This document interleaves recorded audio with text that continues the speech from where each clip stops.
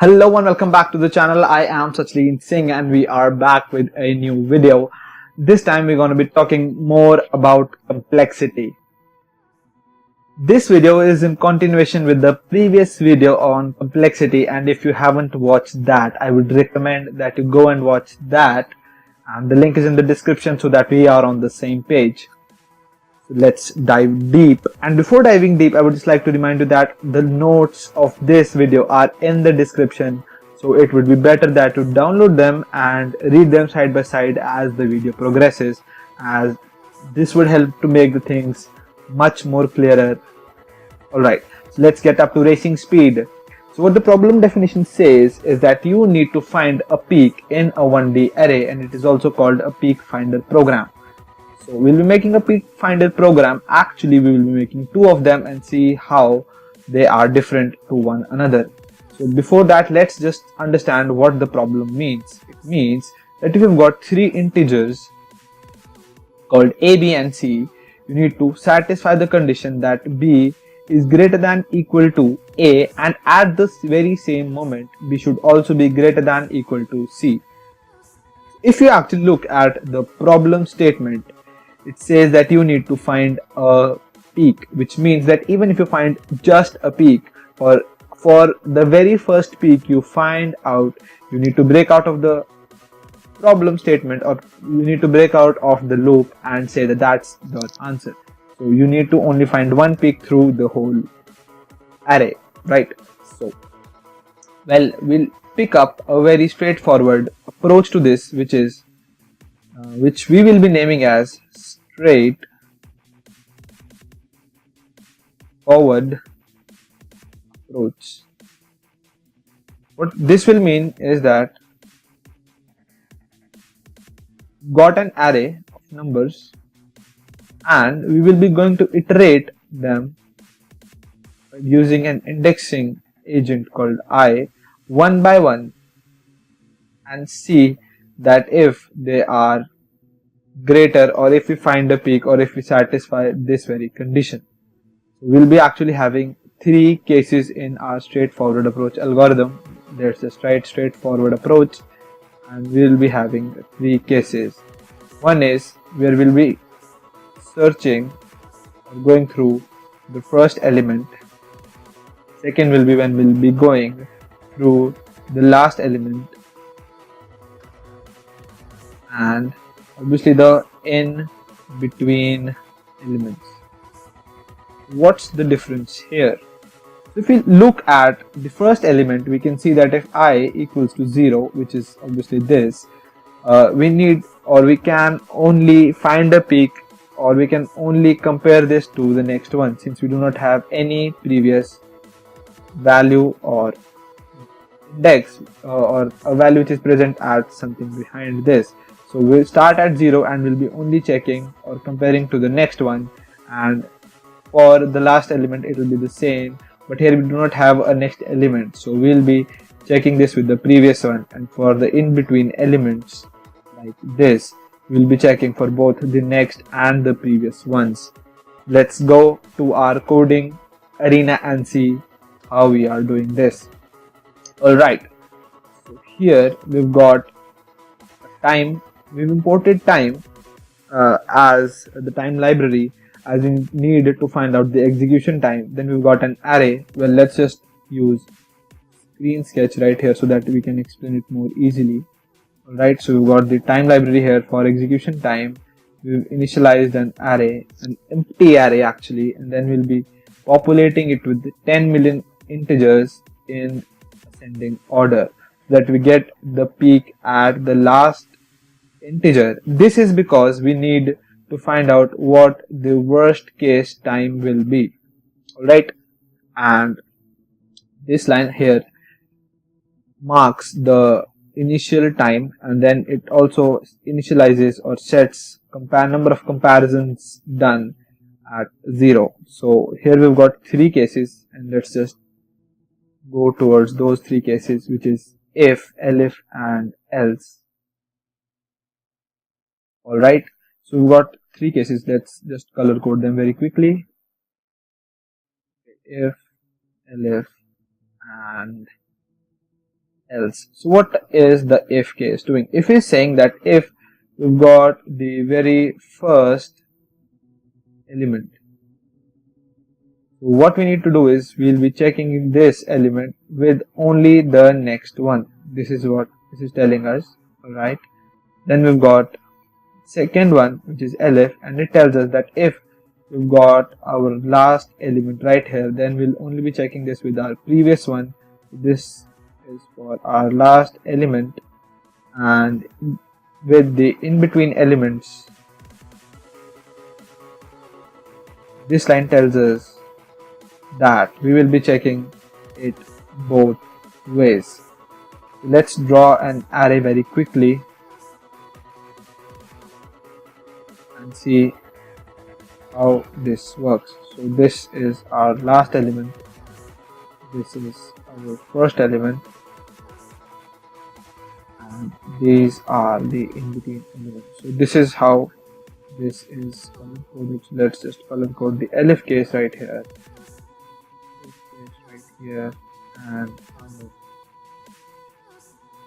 else case right here. Okay, yeah, so this is not it, this is it. So we've got three cases, and this is how this is going to work. And now let's just execute this very quickly.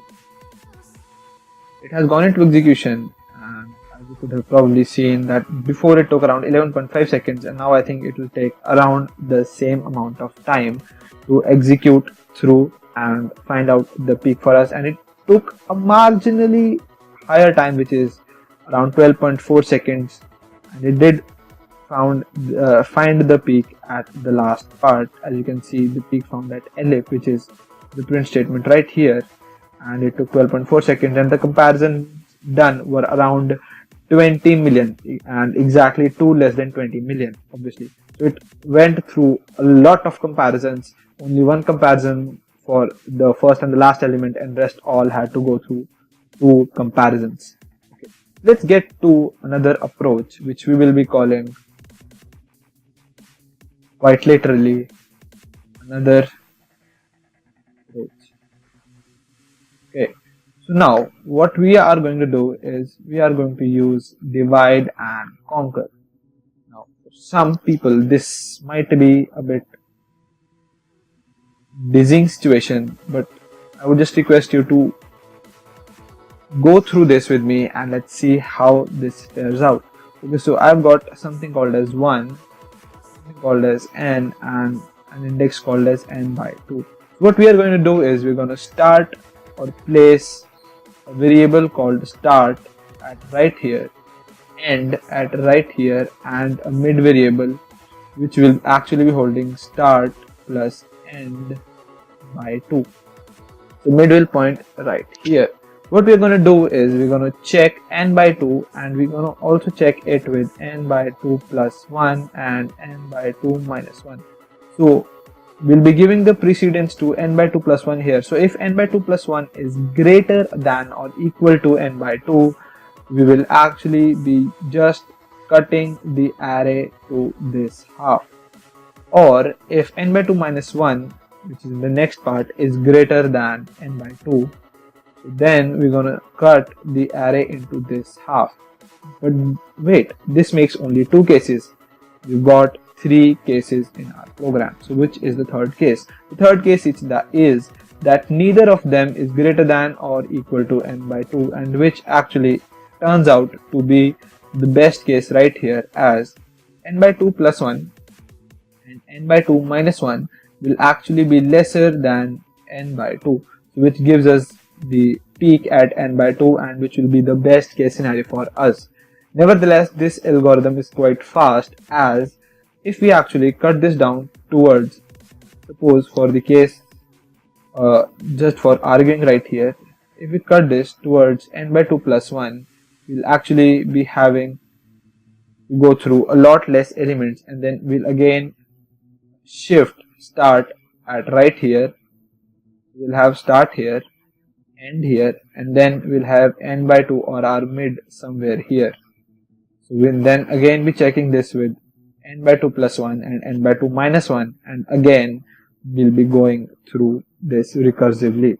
So let's see how much time does this algorithm take, and before that we'll see how this algorithm has been constructed.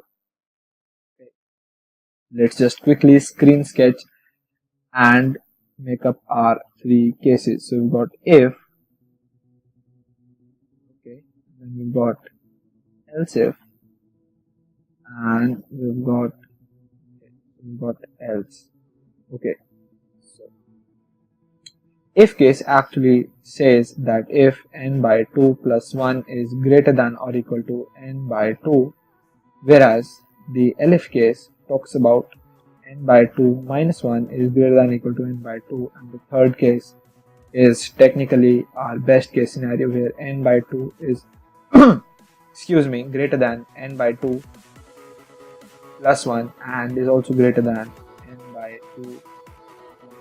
This is the best case scenario for us, and if this happens, we get the peak right at only one comparison. Okay, so let's just execute this very quickly and see how much time it takes. And as you can see, it took less than a second, and to be precise, it took 0.001 second, and the comparison it did was around 23. So as you can see, the average time ranges around 0.01 seconds, which is actually the maximum, though it has actually tended to take less amount of time if and when the CPU is more free. Okay, so still we've got like a huge difference, because we've got around 12.4 seconds here and 0.01 seconds here, and this is actually because of the number of comparisons which are done. So it takes around 23 comparisons to reach to the same solution, which our straightforward approach took around 20 million comparisons. And see, the answer is found at exactly the same value, which is around 9,999,999, so which is actually the last element. So I think both of the algorithms are solving the problem, but the efficiency wise we can say that our another approach algorithm is quite better. So coming back to this, the complexity of this algorithm will be around, let's see, it will be log 2 of n, and for this it will be around, for our straightforward approach, this is around log of, this is not log, this is just big O of n, I suppose, and for values around 10 million, you can actually see that this should actually reduce. This is 1 million. Okay, so this is 10 million. So values around 10 million, the complexity here will reduce quite hugely. That's it. I hope this was an interactive session, and just a small reminder that the notes are in the description. Thank you, and keep practicing.